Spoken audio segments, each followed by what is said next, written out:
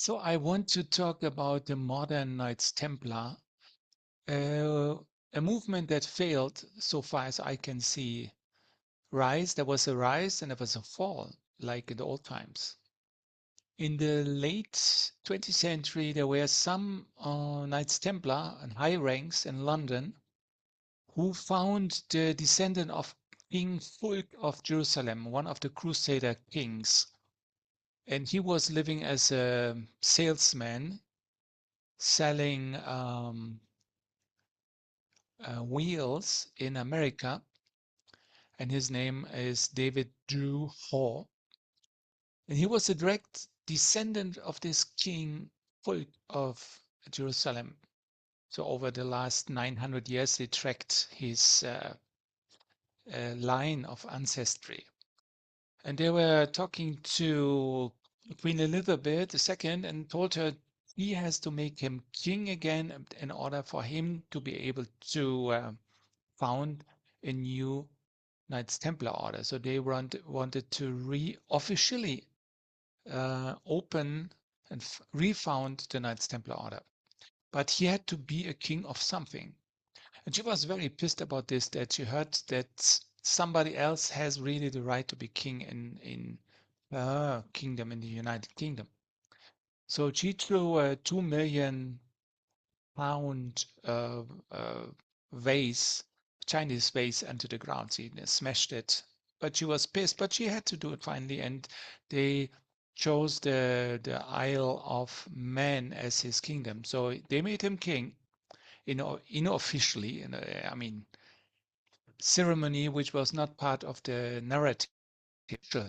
Nobody knew it. He made himself a fool when he said, I'm the king of the Isle of Man. Nobody took him seriously. But there was a ceremony in a castle somewhere with the royals.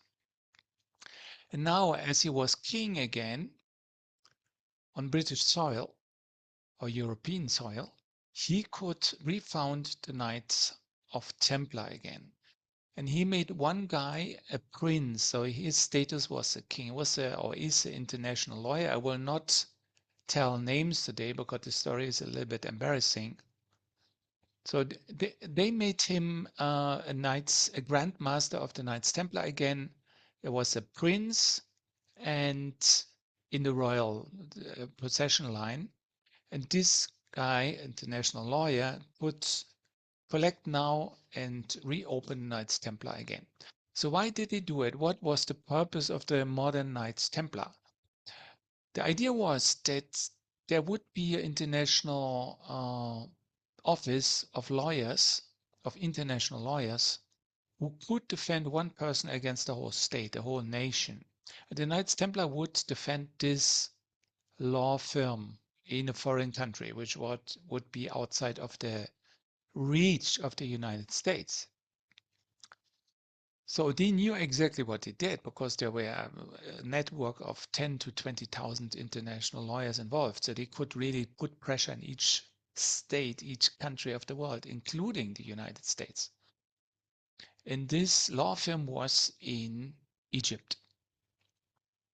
So they established everything. I was part, finally, I was talking with the grandmaster. I was friend of him. Were nice, very nice people. And we were waiting for money. There was a big donor, and it was about hundreds of millions of dollars available.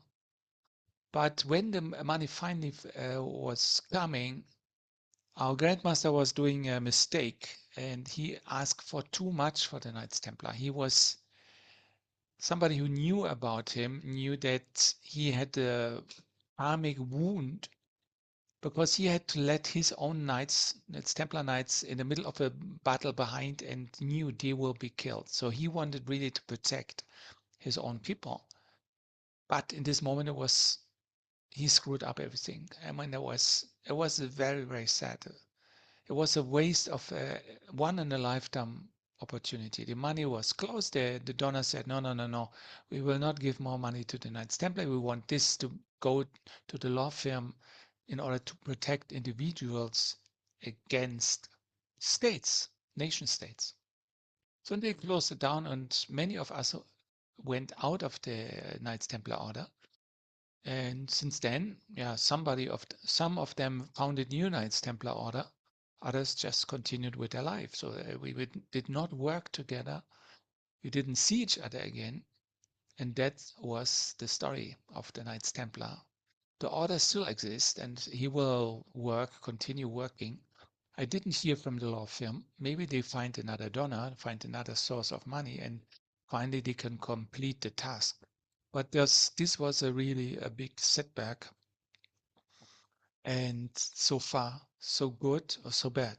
It's the story of the modern Knights Templar I was involved in.